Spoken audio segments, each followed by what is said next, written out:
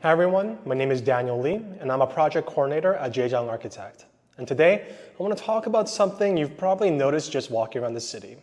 The different kinds of homes that you see in Vancouver. At first, it feels like there's a ton of variety, but once you start paying attention, patterns begin to emerge. Certain styles that pop up again and again, homes that feel instantly familiar, like you've seen them 100 times before. In this video, we're diving into 5 classic Vancouver house styles that have helped shape the city's residential look over the decades. We'll explore when they became popular, what made them work for their time, and why they still matter today, especially as we start rethinking how we live and build in a changing city.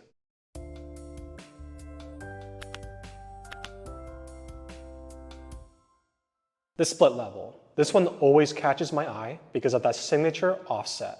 One side is a half floor higher than the other, bedrooms are up top, living areas are down below. It was a clever way to add space without making the house look super tall. It took off in the 1950s during the suburban boom. Families needed more room, and this layout made it work without needing a huge lot. The rancher.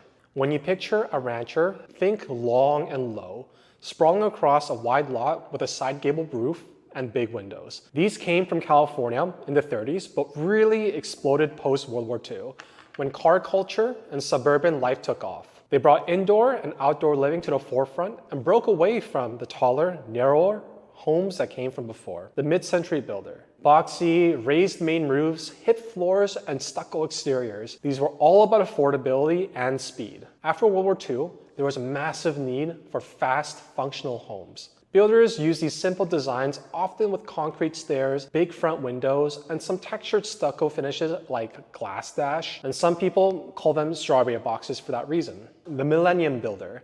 You've definitely seen these. Big 2-story homes with tiled hip roofs, giant bay windows, fan lights above the windows, and a mix of stucco and decorative brick. This style started around 1985 and was about maximizing interior space while sticking to the city bylaws. The Vancouver Special, the icon.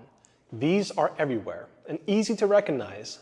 Big boxy shape, low pitched roof, and a mostly above ground basement that didn't count towards the city floor limits, thanks to a clever loophole. These were built from 1965 to 1985. They were affordable, fast to build, and super practical for working class and immigrant families. Live upstairs and rent out the bottom to help pay for mortgage. They got a bad rap for looking boring, and the city eventually stopped allowing new ones.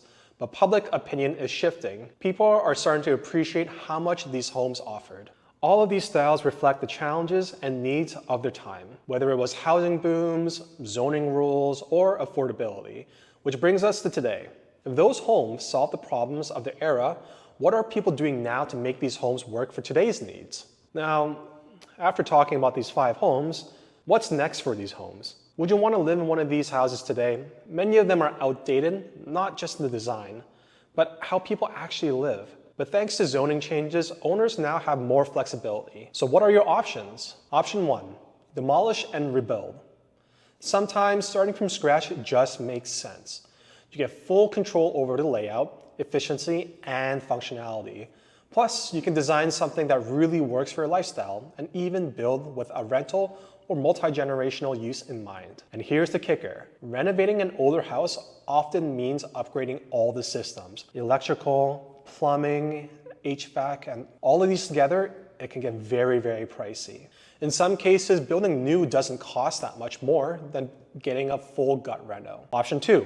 Renovate. If the structure's solid, a renovation might be the way to go. You keep the charm and character, but update the interior to today's standards. Open layout, better insulation, smart tech, the works. But renovations can uncover surprises. Old wiring, plumbing that's past its prime, or heating systems that need replacing. You might end up updating everything anyway to meet current codes. Still, often much more sustainable than a full teardown and can be affordable depending on the scale. Option 3, adding a second home. With relaxed zoning, adding a laneway house, basement suite, or garden suite is now easier than ever. It's a great way to create more space, whether for family, a home office, or rental income without tearing anything down. It also adds long-term value to your property and supports gentle density in the city. So now I'm kind of curious, what would you do with one of these homes? Would you renovate? Would you rebuild? Add a second unit? Drop a comment and share your thoughts. And if you've already taken one of these projects, tell us how it went. We're all figuring out how to make the most of what we got and what we can build in a changing Vancouver. If you have any questions, please feel free to contact us at Jay Jung Architect. Thank you for watching and see you in the next one.